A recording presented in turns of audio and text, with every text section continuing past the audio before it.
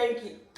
And listen, this is your intro with her. But you took the words right, because that's what it is. It's like you are so confident. Mm-hmm. Your presence is so powerful. Mm-hmm. Like if people are like, ugh, it's because you have 52 million insecurities, mm-hmm. and you can't handle a powerful woman like that. Mm-hmm. And I am so happy that we finally went past the, oh hey, you want to come over for wine? Oh yeah, let's do wine.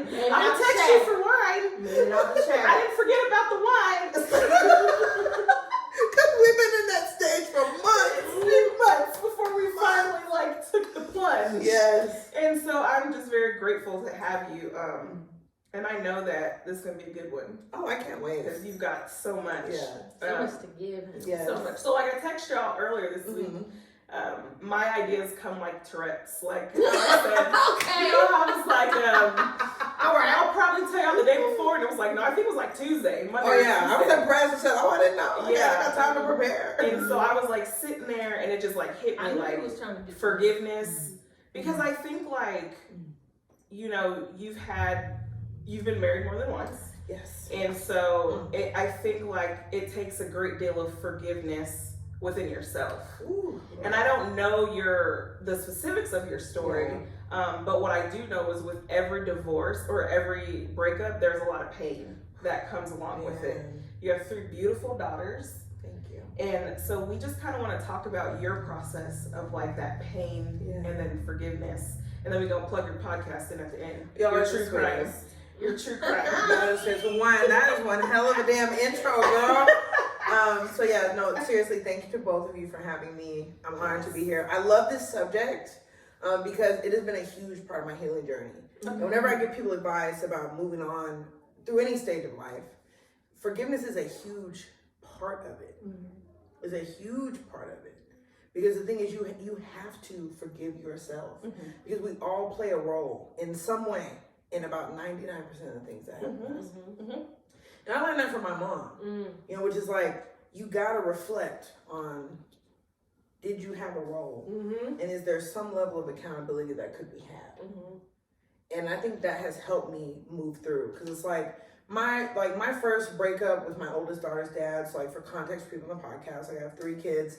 They all have different dads, all made with love and in love from me specifically. And that's what matters the most, in my opinion.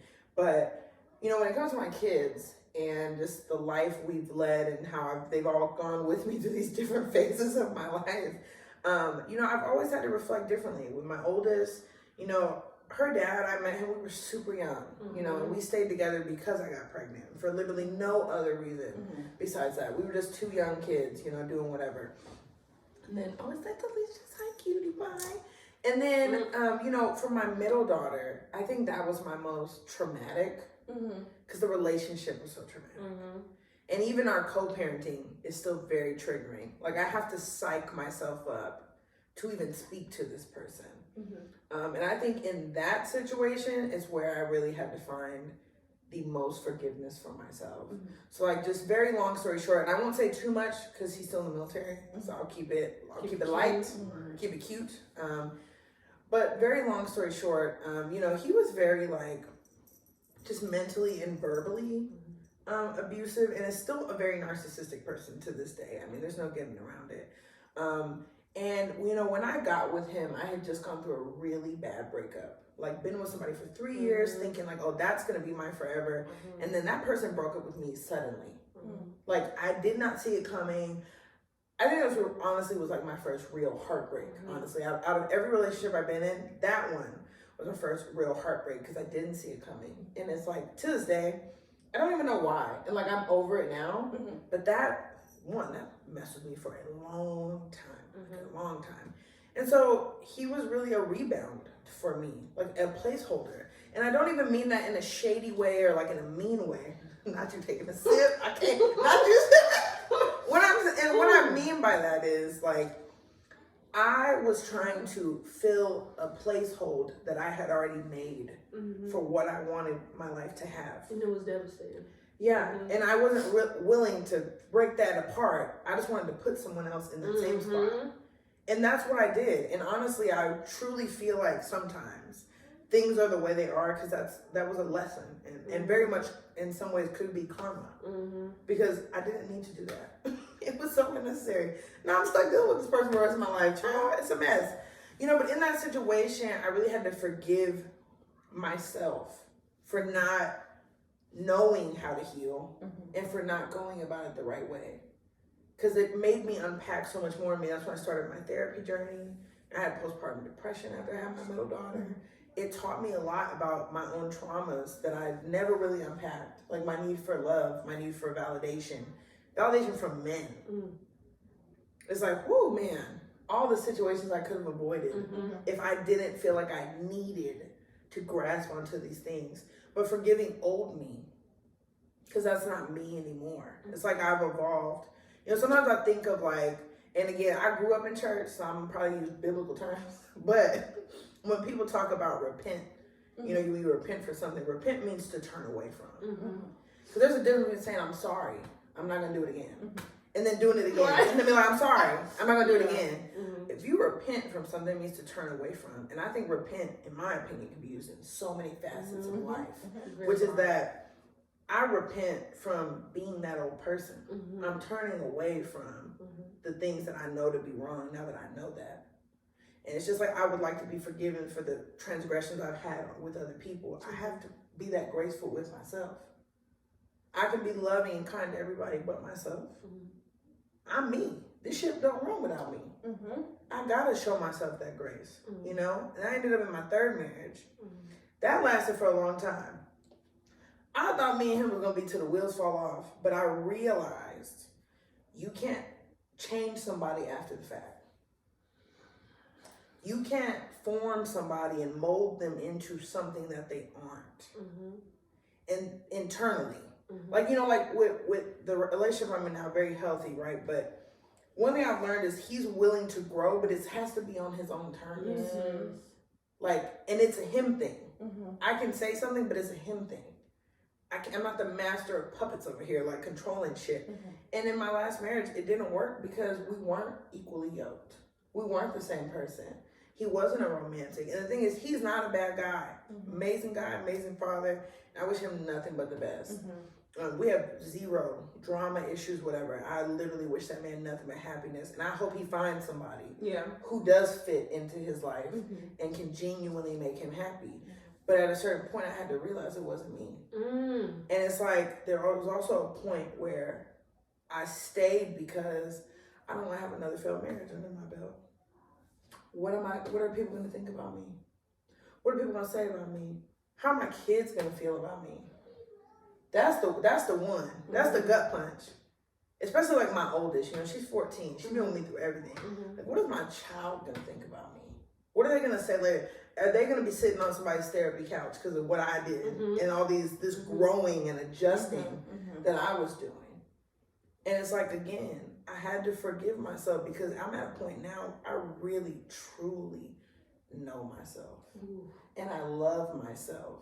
Like, I'm well loved at home, but I love me even if that man was not in my home. That is where I'm at. Like, I am the cake. I'm the eggs, I'm the flour, I'm the milk, I'm the baking powder, baking soda, sugar, salt. Can you do a little salt to bake? You know what I'm saying? And he can maybe be the sprinkles or the candle or the toppings. I'm everything. I already am made. I'm not missing something from a person. And that's where I had to get at, but it took a lot of forgiving all those older versions of me. And I think we have to be willing to forgive ourselves even if we make the same mistake. Because we're still learning. We're still growing. And it's hard. It is hard. It's a lot of tears. It took a lot of hurt to get where I'm at. I'm talking about broken down into a billion pieces to get where I'm at today. And it took a lot of forgiving myself for so many different things that have occurred in my life. Because they all led me to here. But again, going back to that word repent, even using it in a non-biblical form, turning away from what I know is not for me. And being able to do it and willing to do it regardless of what other people will think, regardless of what other people will say, regardless of how other people will feel. Nobody can live my life but me. And so nobody can forgive me better than me. And I think when you really sit with that and take that in, you realize I have to take that first step in forgiving myself. Mm-hmm. And sometimes I have to take the first step in forgiving others who aren't sorry. Yeah. And that's hard. No, look, that's a hard one. Maybe. Because that was me with my middle daughter's dad. Mm-hmm. That man's not apologizing to me for nothing. Mm-hmm. And there was a time where I'm like, I just wish he would say sorry. Mm-hmm. Did this, that, and the third. Why can't he just say sorry? It's that easy, like. And it's like, Mm-hmm. why would I want that from somebody who doesn't even want to be decent to me? And maybe turn around and do it again. So it don't even matter. Yeah. That repent that you said. Yeah, it don't even matter. You know what I mean? Mm-hmm. And better yet, why am I so... I was thinking that too. But go ahead. Oh, why am I so hell-bent? Our cameraman is out there. Mm-hmm. Oh, okay, my bad. Cause she been speaking, and I was like, I would hate for me to just to be on the edge and all y'all see his feet. I'm I scared. hate that. Feet and legs. I cannot. Turn off the BB screen. Oh, this is real life, y'all. We been crying. We'll edit this out. Keep going, Randy. No Okay. stop. Keep Keep going. going. Keep going. But it's like, you know, why would I be focused on Mm-hmm. being good Mhm. to people who only want to be decent to me? No. You know what I'm saying? And expect you out of other people. Thank you. Mhm. And it's like, everybody's not me. Mm-mm. And you know what? Maybe because of whatever this person has been through, Mm-hmm. they don't feel they've done anything wrong. Like, because that's the other piece too. Mm-hmm. Being to come outside of yourself Mm-hmm. and what you know is a fact, Mm-hmm. and then say, man, maybe whatever goes on in their mind, Mm-hmm. they don't even think they're wrong. Mhm. Hi, baby. He's so cute. We love real life editions to the Period. podcast. Hey, baby. Cause we're authentic. Okay, this is real life up in here. Okay, We're a mother. you know exactly. It's okay. That still counts. And it's like maybe. Yeah, keep going. Okay. Just look, I will stop. You know, Mhm, that would be okay. me. But it's like, you Keep know, going. maybe this person is not healed Mhm. how I'm healed. Mm-hmm. You know, something my auntie used to say, she always used to say, you gotta remember, everybody don't know God the way you know God. And the reason why she would say that to me is she said, because you can't expect everybody to act like you. Mm-hmm. And again, and for the people who are not in that spiritual space with Mhm. God or whatever you serve, or if you choose to serve nothing, take that in another sense of everybody doesn't know healing and growth the way you do. And everybody wasn't raised like you. Thank That's you. what I grew up with. And even if they weren't, because some people don't find it in the home, Mhm. some people find it later. Mm-hmm. But maybe they have not found themselves even on a path to heal. Right? Yep. Maybe they've turned away from anyone who said, Mm-hmm. you need to grow, you need to be better, you need to do better. Maybe they have put themselves in a place to remove themselves from that. To say, oh, I don't need that. Mm-hmm. Ain't nothing wrong with me. Mm-hmm. Ain't nothing wrong with the way I talk to people. Ain't nothing wrong with the way I treat people. I didn't do anything bad to you. Mm-hmm. Like, everybody's not on that path. And if they're not, you'll probably never get the sorry that you wanted so badly. Mm-hmm. You're going to have to move on for yourself. Mm-hmm. Forgive for yourself. Grow for yourself. And, like, that's a personal journey. Mm-hmm. And once I really started to take that in, Mhm. I said, man, I don't even need the sorry. Mm-hmm. I don't want the sorry from somebody who's not in a place to give it to me Mm-hmm. the way I deserve it. Mm-hmm. And I think that's the key right there. Do you even want the sorry from this person? Like, it would be nice, but look at who they are in totality. Yep. Not it just coming from their mouth, coming from their heart. Is that the heart of somebody you even want?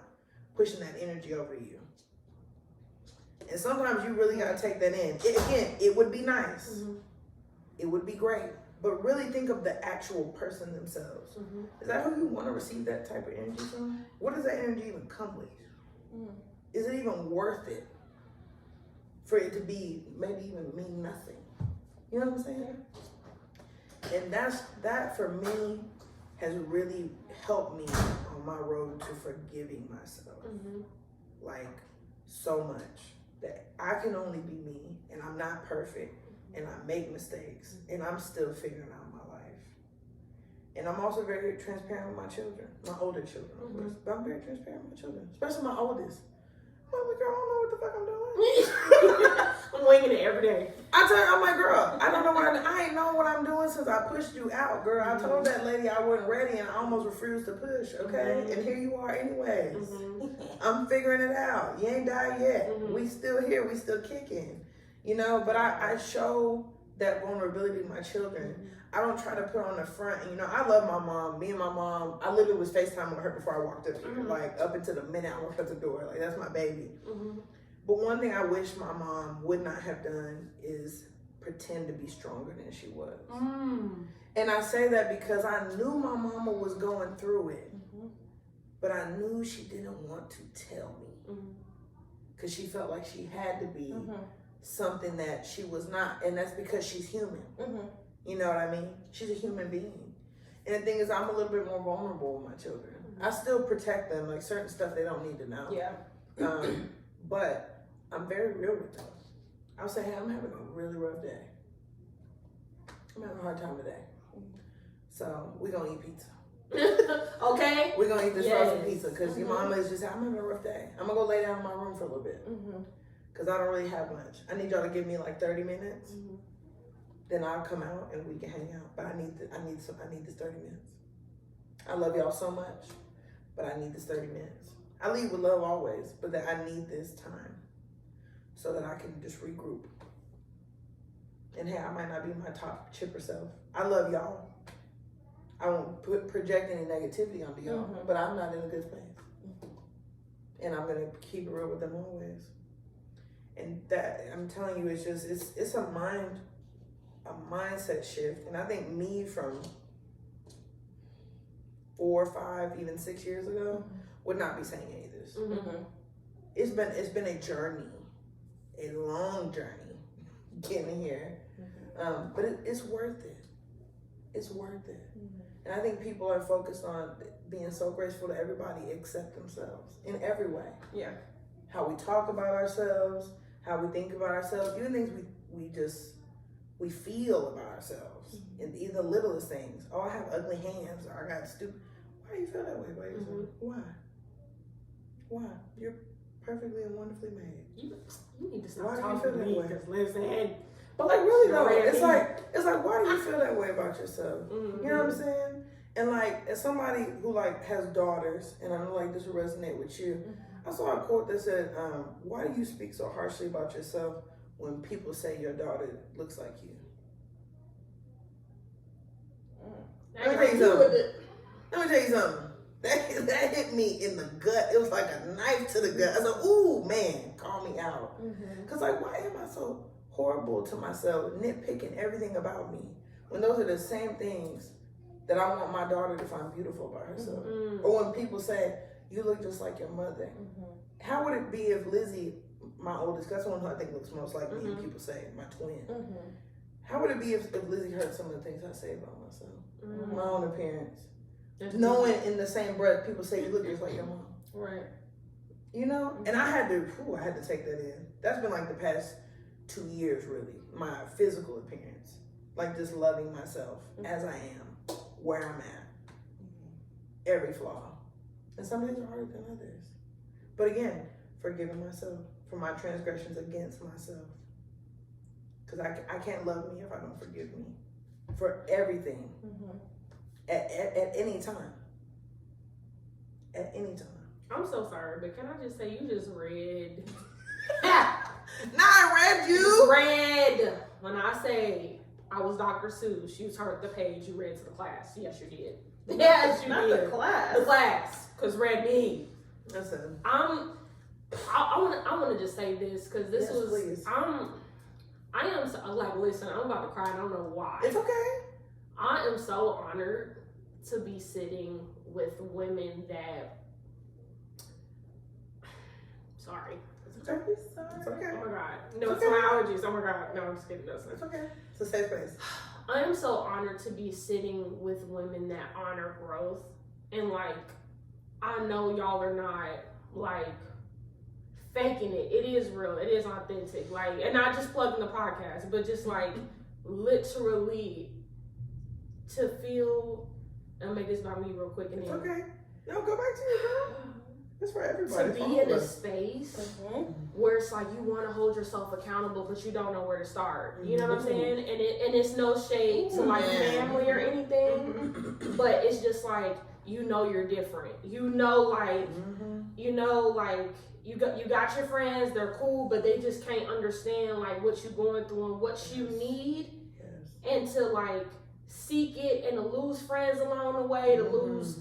You know what I'm saying? Like relationships along the way, like you can't mess with people anymore. Like I was just saying last podcast, I feel like everybody thinks growth is like that cute planner at Target or like some cute stuff. Oh my God, growth. You know what I'm saying? Like oat milk latte. Like no, that's not growth. Like it's a part of it. But oat milk latte. you know, I'm like trips to Target. That's my self care. But no, it's ugly. It's ugly. It's you taking it, like you kind of said, you taking yourself out that circle and being like, okay, this is where I was wrong. This is where I'm gonna love myself. This is where I'm not gonna, you know what I'm saying, go through with it. And I feel like a lot of women's journeys as far as like forgiveness starts with a bad relationship. And then after that, it just like unravels to, oh my gosh, like the love was there with mom or this with dad, blah, blah, like it just unravels everything because we seek the love that we didn't have. So to just be amongst y'all, to hear y'all's journeys and y'all are not cheating the game, because there's so many people that cheat the game and they want to know like, wow, what's wrong, how can I, and it's like, no, you cheated, we know. But or they think they're playing, they're not even on the you know, and just for y'all to express how cognizant and how affectionate y'all are in motherhood and being progressive mothers. When I tell y'all, like, I know it's possible, like, and I feel like I'm so hurt from so much trauma. Like, I can't even fathom bringing kids into this world knowing like I can potentially put my kids through what other family members like have, you know what I'm saying, like have put me through or done to me or whatever. And here I am thinking like, I just want to be different, and maybe I'm just so far-fetched because it's so unorthodox. But for y'all to sit here and be like, we're cognizant, we're aware, we're learning, we're knowing, hey, I don't know, but it is possible. And I love my kids through that. Instead of taking the route that a lot of, I'm not going to call out anybody, but a lot of women do, where it's like, well, I did the best I could do, so take it or leave it.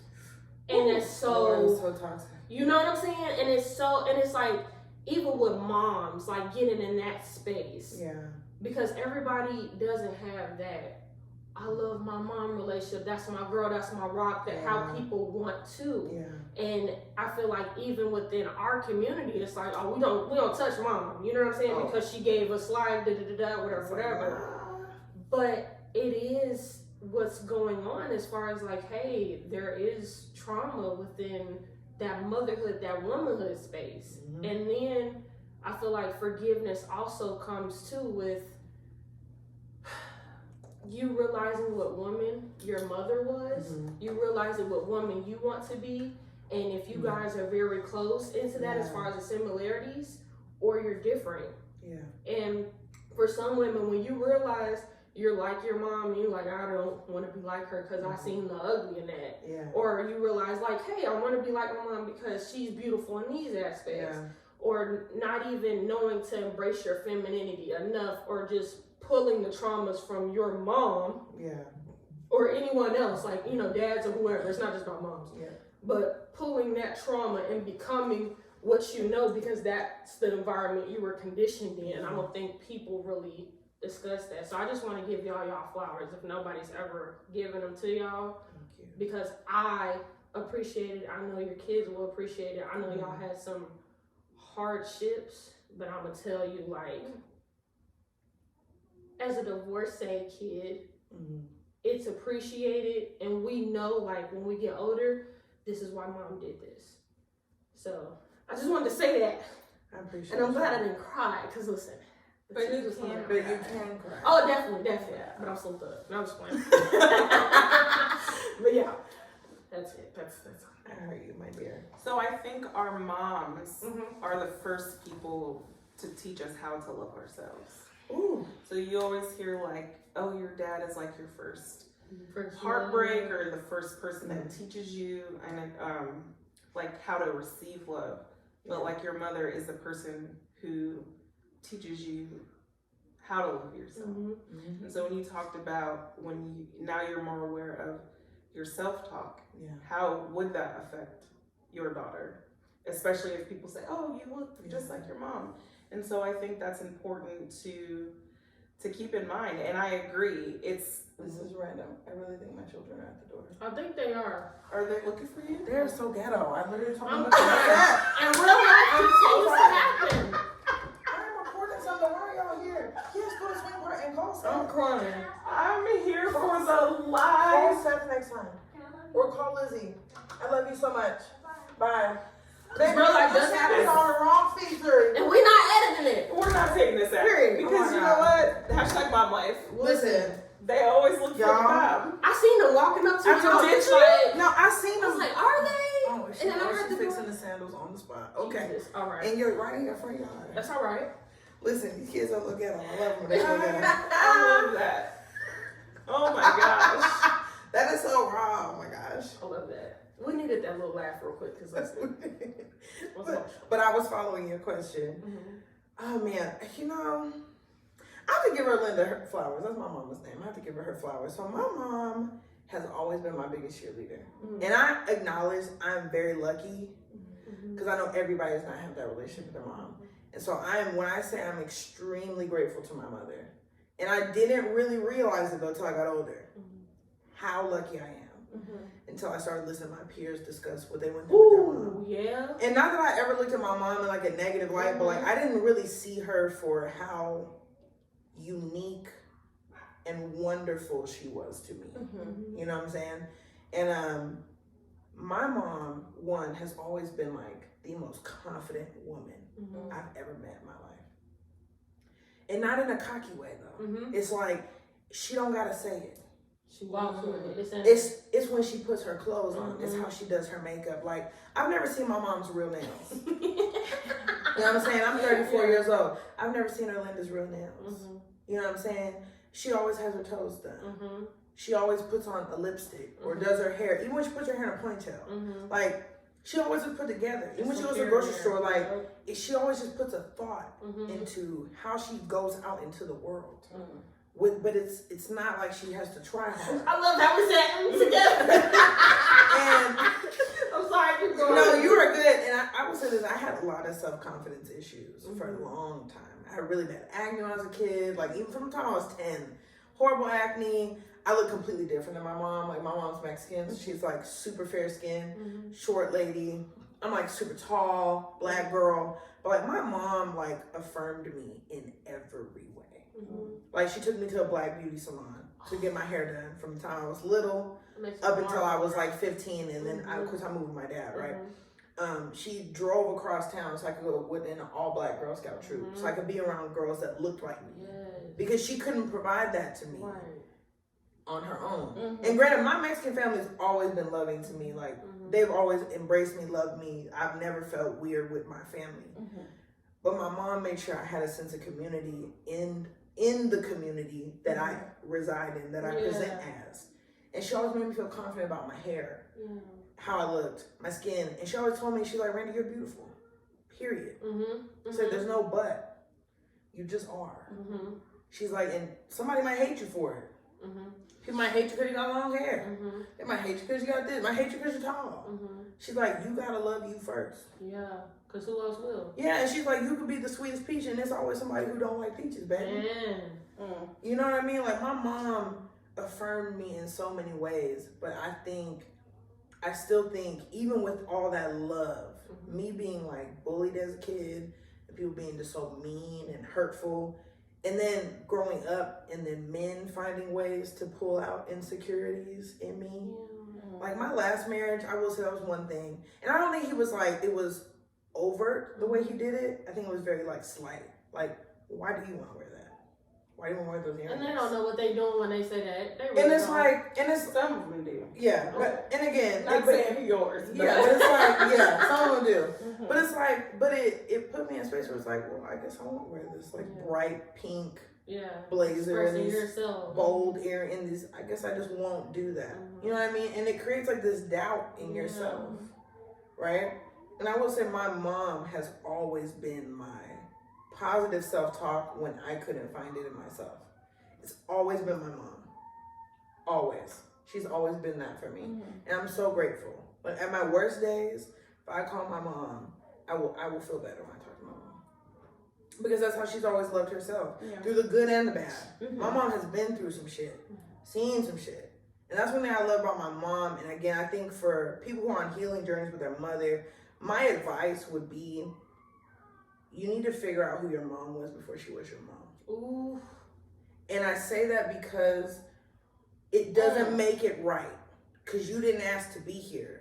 But it does give you perspective into why she might be who she is. I love that. Because that's honestly the role I had to even take, even with my own mom in some aspects. I'm like, why isn't my mom very touchy-feely? Why is mom, why is she like this? But I realized my mom didn't grow up like that. My grandmother wasn't like that to my mom. When my mom's dad left when she was 12, my grandmother was never like that anymore. Yeah. Oh, wow. You know what I mean? It took a piece of my mom. It took a piece of my grandmother. And that's who was left to raise my mom. Yeah. You know what I'm saying? It altered things. So yes, she's loving and maternal in her way. It just affection is not one of those things. Right. And I don't think she was in a space to just freely give it. Yeah. You know?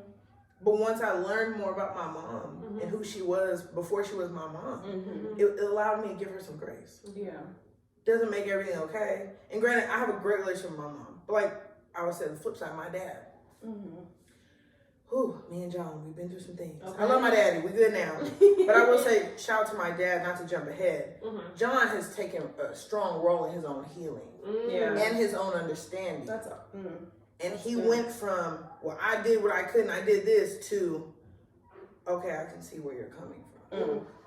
And again, that's why I give my dad grace. But when I learned about how my dad grew up with his mom and with some of his family members and some of the like colorism stuff he dealt with my great grandmother, stuff like that. I'm like, like no wonder my dad is like that.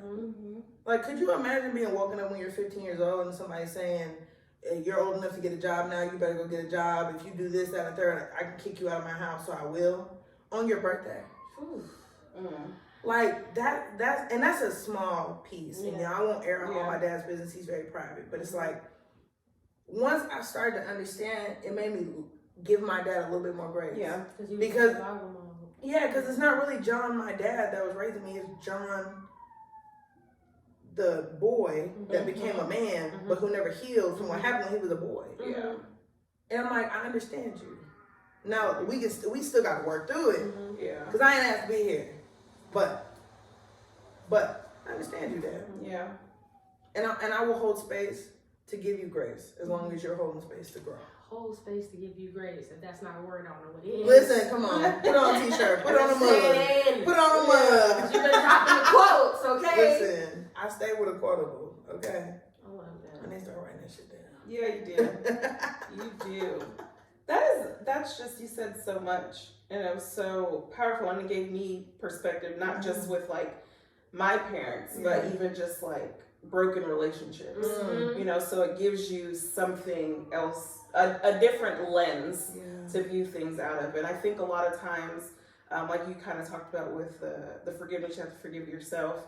I think that perspective shift will allow you to give yourself grace, because sometimes we just look at things like, how could you do this? How could they do that? Why did you not think of this? And a lot of times, like, I think you have to be honest with yourself and recognize, like, you're actually more upset with yourself because you knew better, or you had a feeling. Like you said, 99% of your issues are like you have participated in some way, shape, or form. So really, you're mad at yourself. In the moment that you forgive yourself, you're probably not even going to consider that person anymore. That person, because it's not even about them. It's really about you and how you're feeling for letting yourself down and disappointing yourself. So, and it's not worth it. Like, I think the other pieces for me is like, and I always go back to the situation with my middle daughter's dad. I think this person is not really even a part of my life. You know what I mean? Mm-hmm. Like they are to an extent. We have to co-parent, or whatever he would like to do, because I could care less. But whatever he want to call it today. So, but like this person does not make my world turn. Mm. And so I can't move or base anything off of this person and their erratic ass behavior. I can't let it corrupt my environment. Mm-hmm. My environment, especially with my children, Mm-hmm. is based on peace and love. I can't let any of those things seep in. It's not worth it. You know? Mm-hmm. It's not worth it. And it's like being mad at the person, it's like, no, just self-reflect. If I can forgive myself for it, I don't need to even open up a space to forgive you. It's not worth it. It's over, it's done. Yeah. It's done because I said it's done within myself. Yes. Any I'm sorry's you have, that's great. Write it in the journal. Keep it to myself. Okay. We good. Yeah, say it and burn it. I don't care what you do with it, because I've already forgiven me. I've already moved on from me. I don't even need it now. Listen, next time you come, a whiteboard. So we can just start. Man, I'm crying. I got like 3 whiteboards in the garage. But like, next time we I've just been trying them them off. Because it's like, I don't even need it. I've already forgiven myself. That means it's done. It's done. Because everything in my life, everything in your life starts and ends with you. Mm-hmm. If you've already forgiven yourself, it's done. And you really got to start moving like that. Once I say so, it's so. She better go ahead. I'm sorry. Like, you know what I'm saying? Nobody Yeah. else can say so for me but me. Mm-hmm. No one's I'm sorry can trump the I'm sorry I need to say to myself. Come here. Listen. Because when I'm telling you. it's in my heart. Just like you, like we make a soup. You like go to carrots, go to celery, potatoes. Just go. Here's the broth. Here's the broth. Like listen, but I mean, I'm so for real. Like, and I only say it because I've been there in the thick of it, in the crying on the floor, chest hurting piece of it. I ain't saying it because I read it in some book and the shit sounded good. I've been there in the fucking trenches. Mad at myself, mad at the world, mad at everybody. And it's like I had to realize all that power for forgiveness, for my healing, for my growth, for how I move forward, for every day that comes in front of me. It's up to me. Yes, it is. You know what I'm saying? Like one of my favorite Bible quotes I grew up with. It's like, this is the day that the Lord has made. We will rejoice in it. Be glad in it. Yeah. Not must or not if you feel like it. Not maybe, sort of, kind of. Will. It's like, so I say all the time, I could complain, but I won't. Oh, I've been saying that every day. That's like my thing. Like, I can complain, but so what? Yeah, I won't. So pointless. You know what I'm saying? And it's like, I'm just saying, like, every day that I have another opportunity to get it right, that is my blessing. And my blessing has started. Any blessing I add onto that, it's up to me. It's up to me. Nobody can control me. That's why, like, I realized, like, even leaving my old office, I realized, man, I'm never letting anything control me. Not no job. Whatever happens as soon as I leave that door, I'm coming. I'm not taking it with me. I'm not pulling no stress into my house. I'll complain about it for 5 minutes. Me and Seth, that's my husband, we got a 5-minute window. You complain, we're done. We ain't talking about this no more. Happy times. It's not worth it. Because that don't mean you don't need to get it out. But I'm not dragging it into my happy space, my safe space. I'll talk shit in the car and stay in the car until I finish. Okay. Before I walk up in my house with that shit. Why?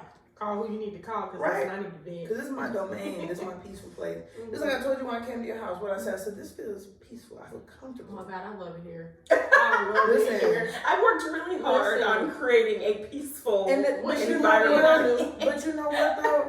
It's not enough home decor, Marshalls, TJ Maxx shit in the world to create comfort. It's an energy that you have curated in this household.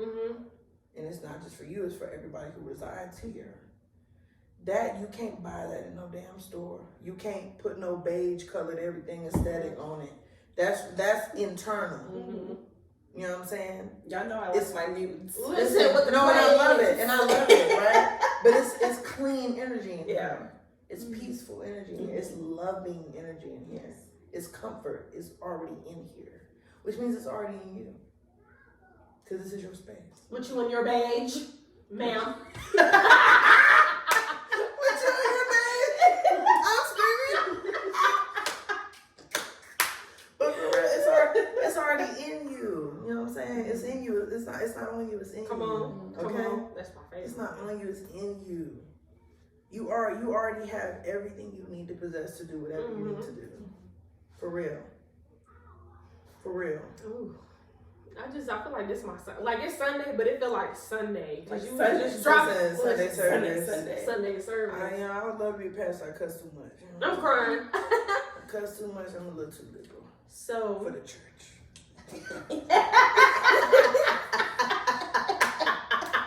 you listen. I'm a mess. I'm still taking it in. I'm sorry, I got something right. Okay, we're back.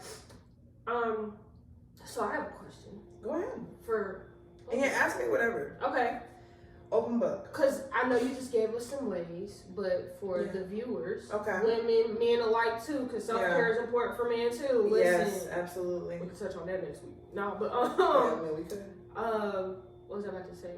What are, because I know you talked about some ways, but what are some other ways that you've dug into your self-care growth, like you've started, like you forgave yourself? I know one of mine was, and my mom actually gave me this one from my grandma. She was like, you know, before you get in the shower, you know what I'm saying, like you got the mirror right there, look at yourself naked. Look at yourself naked. And I was like, first when I was younger, I'm like, you know, you're not really paying attention to the depth of that. But then when you get older, like the body ain't body no more. You don't like something about yourself. With a body, that's body. No, listen. She would say that. No. Listen, I done gained weight. I done bloated. I done noticed little things. And your booty and your titties. I'm crying. There's been times where I've binged and I was like, oh, okay. Like, jeans don't fit no more type stuff. And I gotta. Baby, I look like you. I walk down the street. I'm crying. Listen, I would wear that every day. I'm crying. Every day. Okay, we stole your thunder. No, I'm fine. I knew it was coming because I'm like, I ain't even wanna start this sentence. I ain't gonna get on me. But all right, I'm gonna take it. I'm gonna digest it. But you know, you're not loving yourself that day that you would if you put on some makeup or you did like a little extra. Yeah. Or like just a situation just happened, you just like, I don't care. Yeah. Like, you know what I'm saying? Like really just talking to your star player and being like, okay, what do we like? What do we not like? What can we fix? How is this situation? Like, look at yourself, mental breakdown, crying, but then you smile a little bit because like you gotta remember, like, hey, we still good, friend. Like that was just live. Yeah. That's one of my things. So what is it that y'all do? So something that I like to do is, number one, I like to get my thoughts out. Whether somebody has pissed me off or I'm just frustrated, whether it's write it down or sometimes I will have these monologues in the shower or in the car. That you so right, let me tell you something. I'm her, she is me. Yeah. Because I will have a whole mock conversation as if I'm confronting this person or whatever, just getting it out. Just for the sake of getting it out. For the sake of the words leaving my mouth out loud. Because I think when you think, all you're doing is like, you're literally just like, it's like scrambling eggs. It's not going anywhere. I have to get it out. You know what I mean? And something that I really had to work on in my growth journey was learning that I don't need to say everything I'm feeling immediately. I don't need to say everything when I'm angry. And I don't need to say everything at all. Some shit is just better if I say it in my shower and never fucking say it again.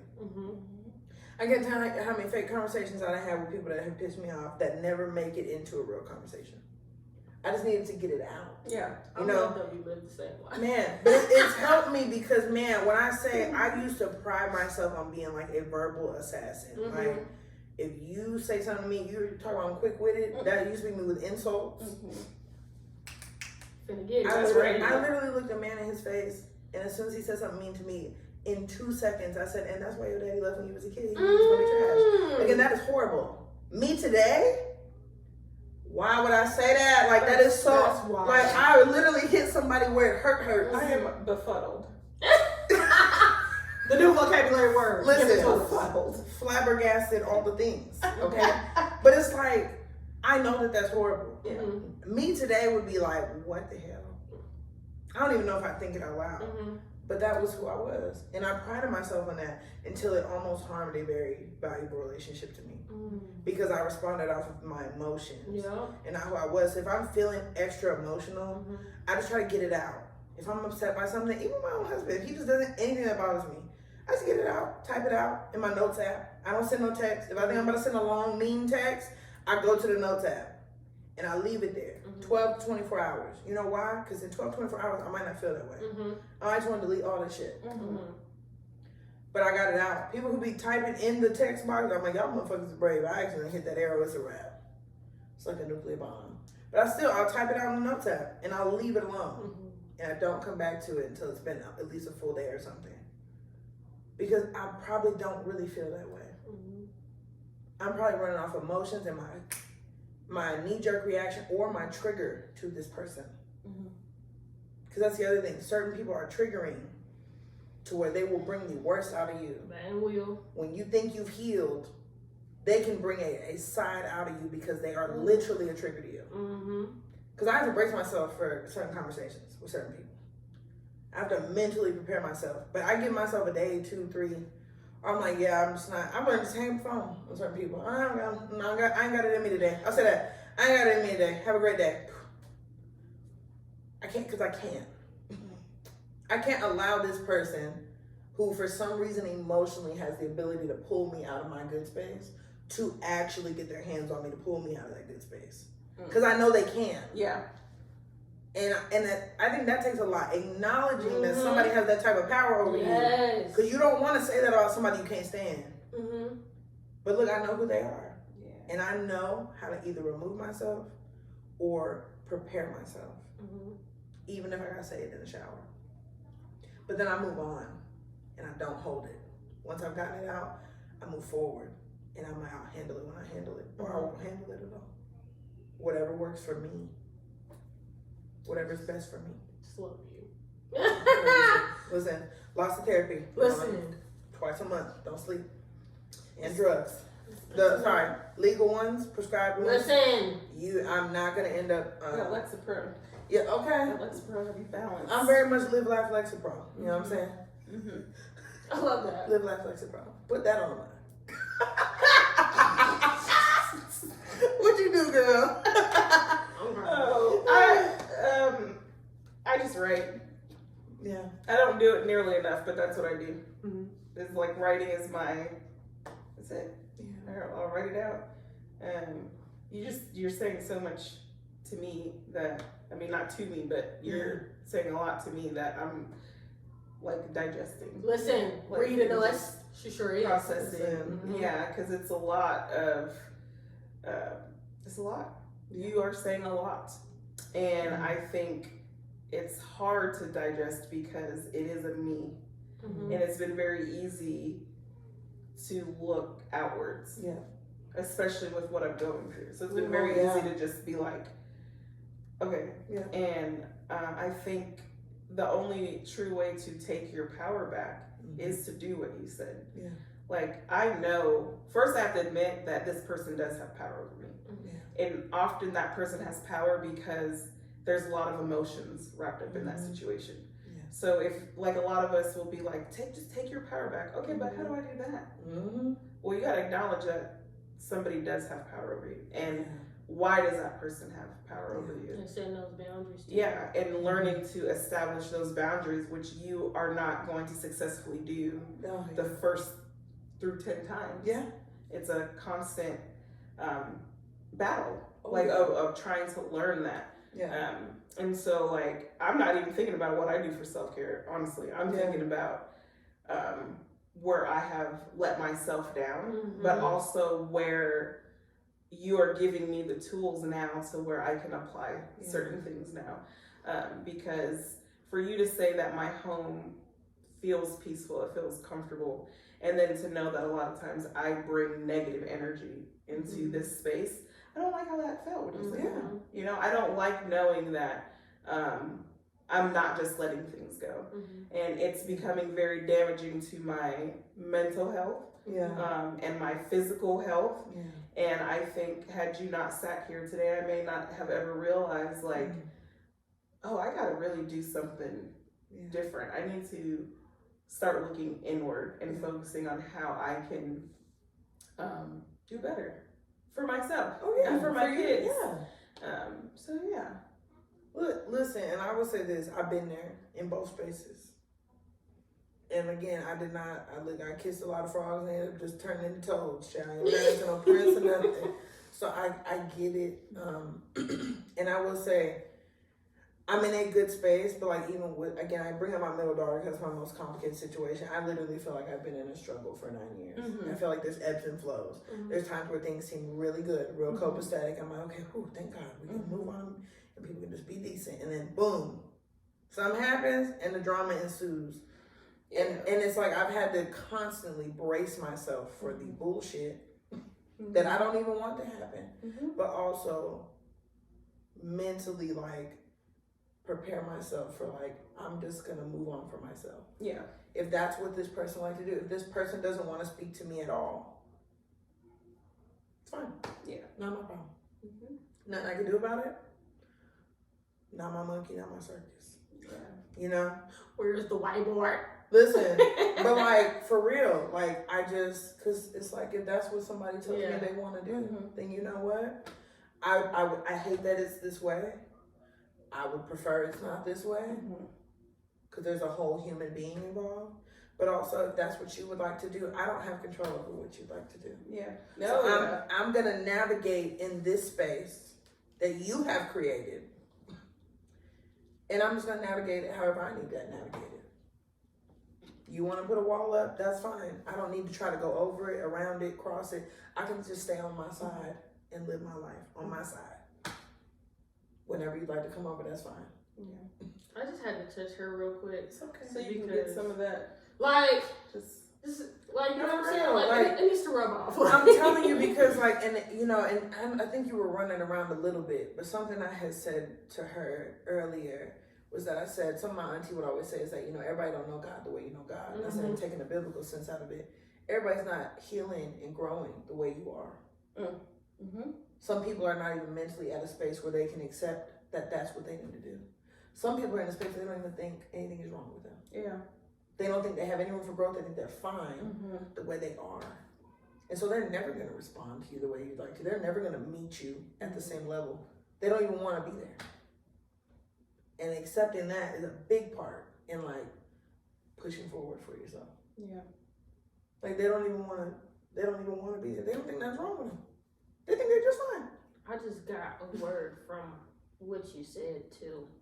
Something that I had to learn, and it's resonating now. And like the sentence form when you were talking, sometimes your journey in somebody's path is not for you to be the teacher. Sometimes like you can hit them with the appetizer, you know what I'm saying? And they still might not get it. But when you do what you can so you can sleep at night and you done all you could, like my hands are washed at this point. That's it. And it's unfortunate because I feel like the women that we are, or even the woman that I'm growing into be, I feel like we love so much and we've been through it. So it's like the people that are around us in any type of capacity, even, you know, unfortunately, like middle child dad, you know what I'm saying? Like they're still like care for you because obviously like who you are. So if you don't have to go through that situation, or you know what I'm saying, like really go through it and it ends up hurting you, God forbid, or hurts like your baby or whatever, like how about let's not do that? But sometimes and I learned this even through a friend, I had to realize that sometimes people are so engulfed, and not coming at him, but just in general, people are so engulfed in their stubbornness, people are so engulfed in like what they don't know as far as ignorance, that you know, like a hard head make a soft ass. Like that's just really what it is. And I remember I got told that by old head, and I was like, listen, I was sat down.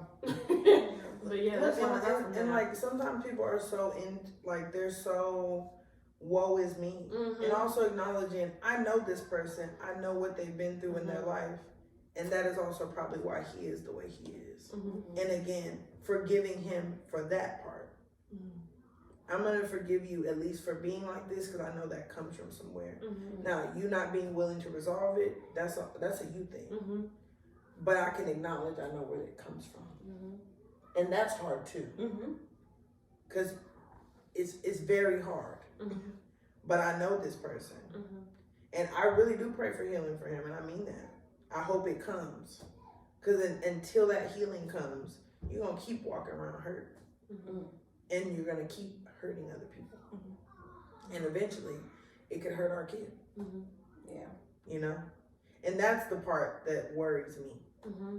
You know, will there come a day where she's hurt and he responds with, well, I didn't do anything to you.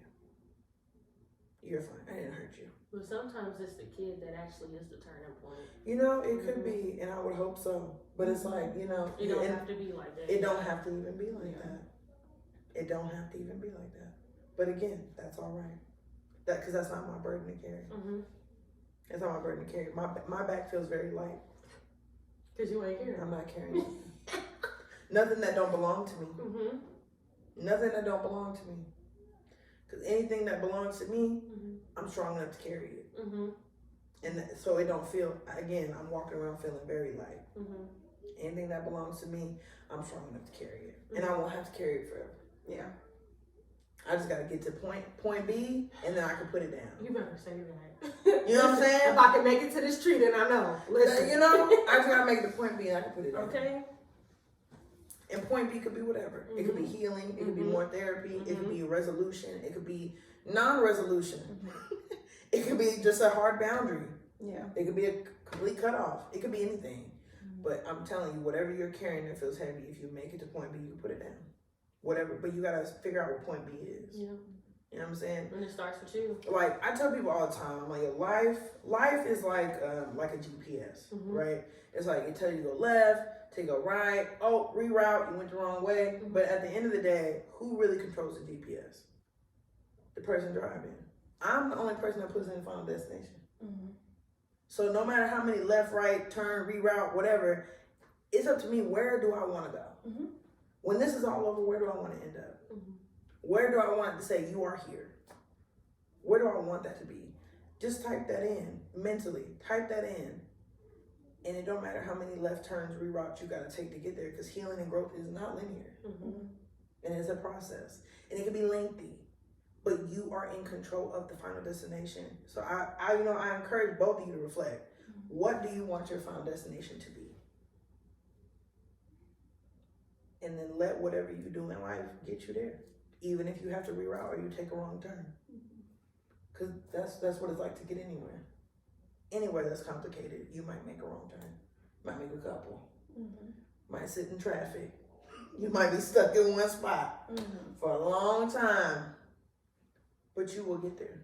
So I encourage both of you to think about what you want your final destination to be. Where do you want to end up when whatever burden you're carrying is all said and done? Where do you want to be? Like, really think about it. Like, deeply. Who do you want to be? Where do you want to be? I feel like I've been doing it. I'm so excited. Like, I've been doing it. I love that. Well, I feel like on that note, thank you, You're welcome. Randy, for gracing us with your presence today. This was so Reading us nice. down. Reading us. No, sharing my love. Love that. Love the way that you love. And I wish that more people have the opportunity to hear you speak, because you are very wise. Like, your soul is older than 34. Listen. Like, you are very, and so I really, really appreciate you sharing with us. And you're definitely coming back. Period. Because this, Call me. we got, Pull up on you. we got, and next time we'll do it when my kids are not here. Not that it was the issue, but It's all good. life be life, Yeah, Life be love life, kids. love kids. So, Make sure mine don't knock on the door. I'm Yeah. crying. Maybe I just will never tell them where I'm going Raw, again. Yeah, then I'm sure they'll know you're here. But anyway. Stalkers.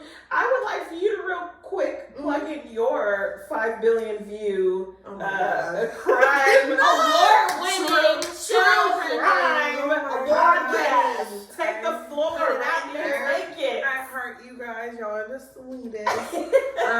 So I have a podcast called Cases of Color. It highlights true crime about missing, murdered, or suspicious conclusions to cases involving Black and brown people of any gender identity, anything. And the whole reason I started the podcast because my oldest child was watching ID Channel with me, and she said, "Why aren't there any stories about people that look like us?" And it really made me reflect. And then I started looking for podcasts, and there really was not a lot. So I started Cases of Color to highlight those cases. And one of my favorite comments is when people say, "I never heard about this case ever until you talked about it." And I was able to get a lot of traction. It's one-man band over here. I do the editing, the recording, the research, and all the things. However, I'm happy to announce on this platform, as of the first Sunday in April, I will be coming back. I took a long hiatus to get my mental health and my life together, but I've been doing my research and picking out cases, and I'm ready to come back. Yes. Even better than ever, so I cannot wait. But I'm so happy y'all let me share a space with y'all and create a space where I can be open and transparent. Because I do not talk to everybody about everything, but I feel very comfortable with the both of you, and I mean that. So thank you for letting me share space with y'all on your platform. I appreciate y'all, and I love y'all. Thank you. All right, guys. So check us out, Woman Interrupted. Thank you again, Randy. Tay. You already know.